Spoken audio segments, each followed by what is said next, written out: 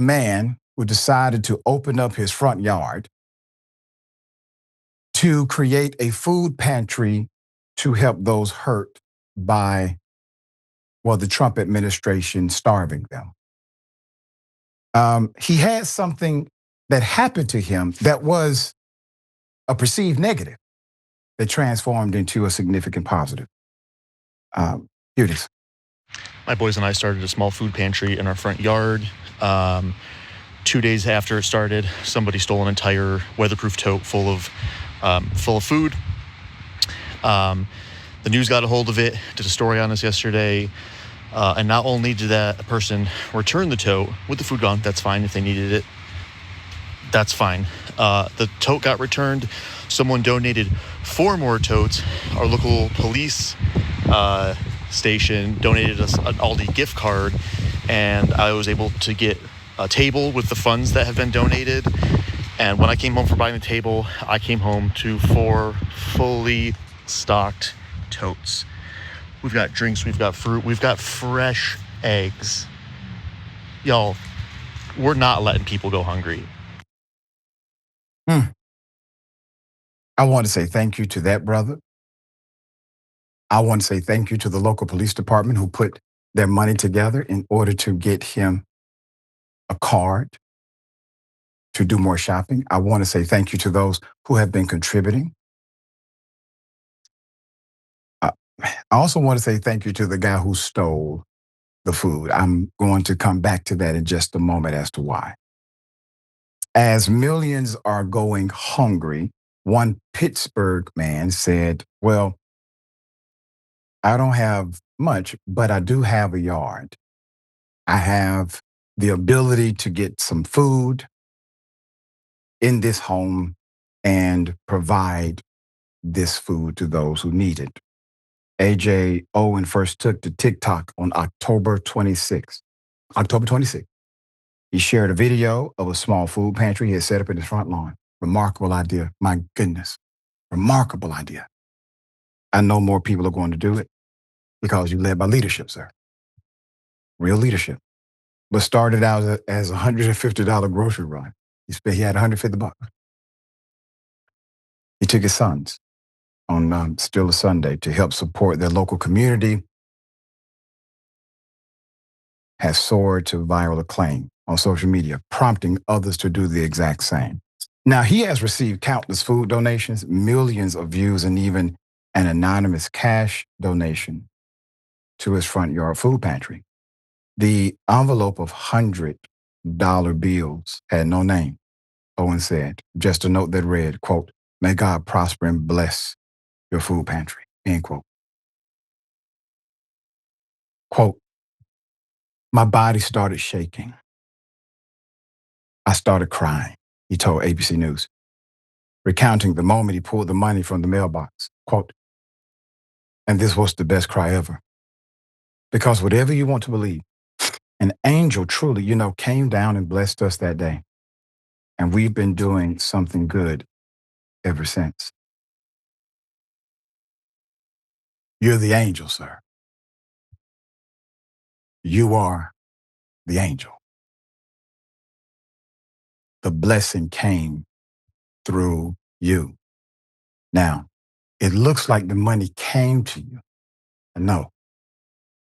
But you created the entire scenario for all of this to happen. You are the angel. After calling attention to the SNAP benefits freeze, Tyler Perry has given $1.4 million to help those impacted by SNAP cuts. See how leadership works?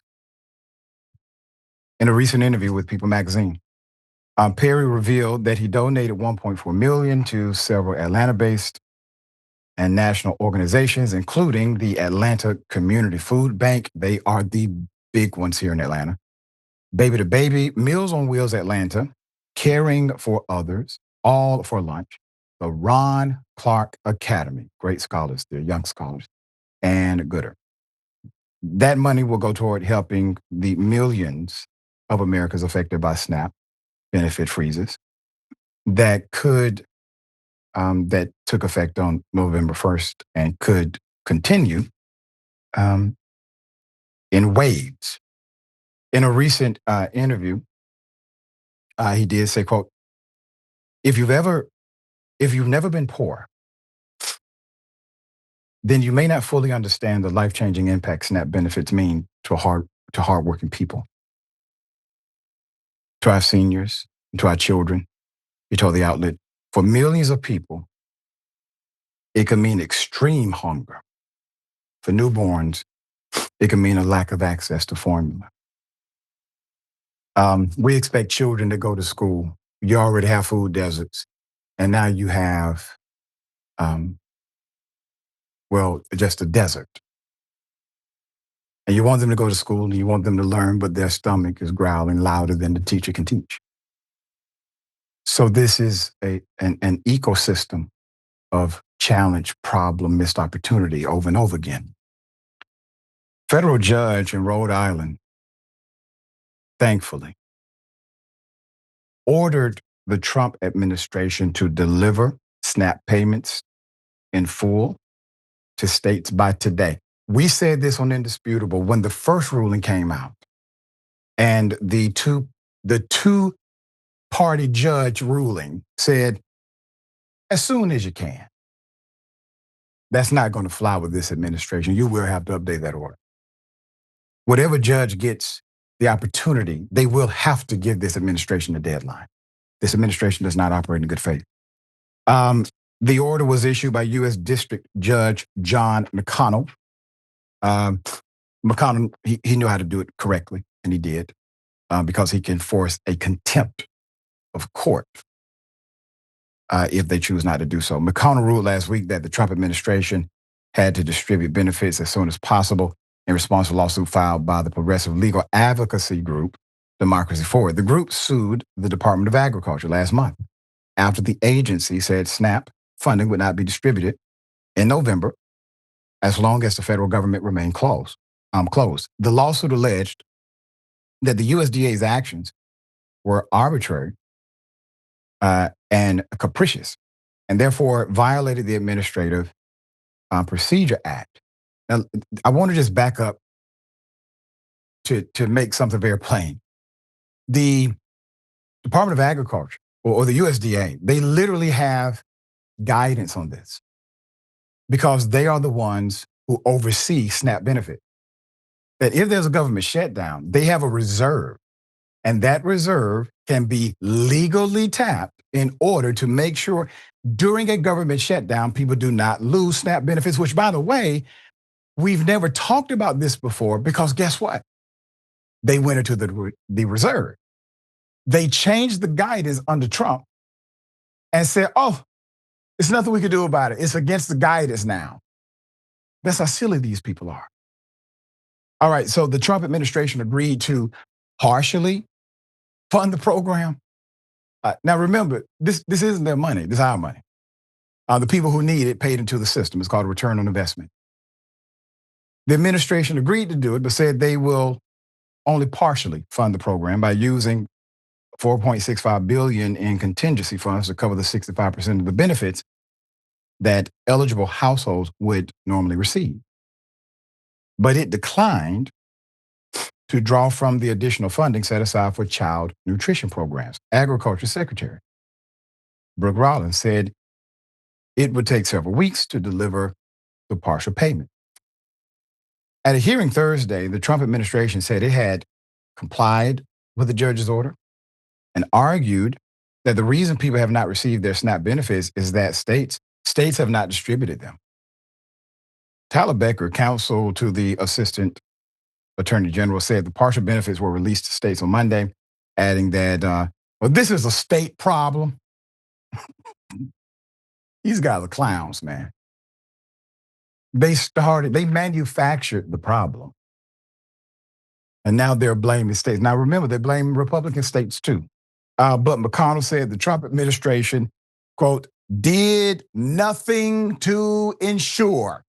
That's right, Judge McConnell. Well, you know why they didn't? Because they don't operate in good faith, sir. That's why. They did nothing to ensure that SNAP benefits would be delivered this week. He ordered the administration to use the funding for child nutrition programs known as Section 32 funding, in addition to the contingency funds. Now you have to use all of it. And he said, you make sure they are delivered in full, and delivered today. We'll bring updates on that. Ben, thoughts here? Well, you can't be surprised. You have an administration that is cold and heartless toward those in need. If you don't have a bank balance that impresses Trump and his buddies, you don't get respect, you don't get help. You're seen as expendable. Your needs are not seen as real. They don't relate to it. They don't understand it. What does food matter? You need food from our government assistance cards? Just go buy your own food.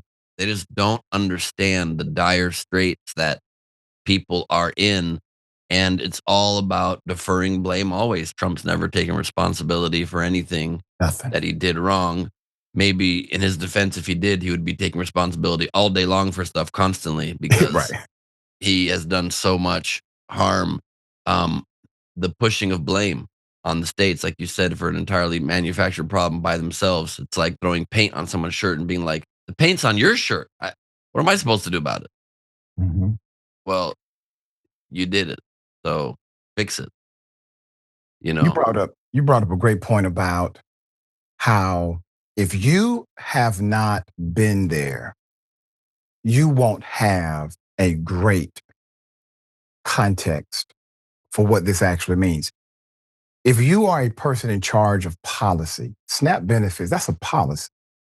If you are in charge of policy, but you as an individual, you are so adverse to understanding the policy because you don't have a lived experience, your experiences, exposures, and environments that have exposed you to this.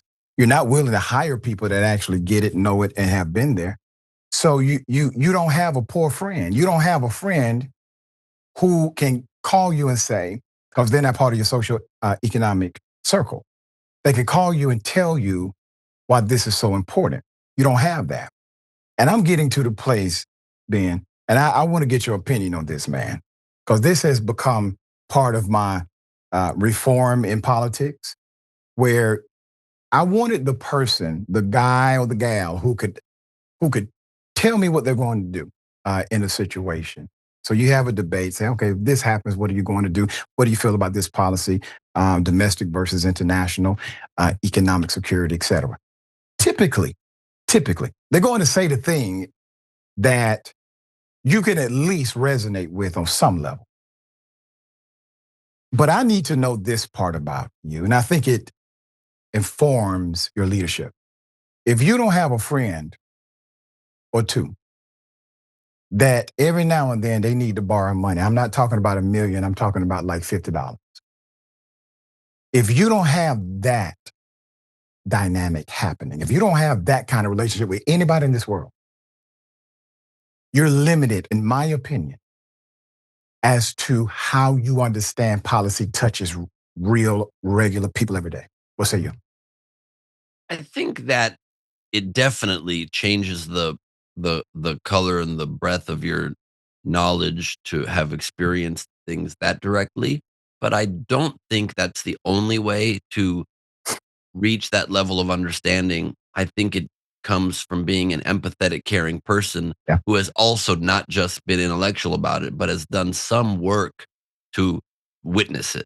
So I don't think you have to necessarily have a friend that needs to borrow money, but you need to have spent time volunteering at food banks. You need to have gone down to Skid Row and served meals. You need to see human beings that, can be easily ignored or demonized or made into some kind of caricature on a statistic or in a speech. Then you see the human being who is hungry, whose clothes are tattered, whose eyes light up, not only to receive the food, but to receive the humanity of somebody giving them that food That's and right. the deep appreciation.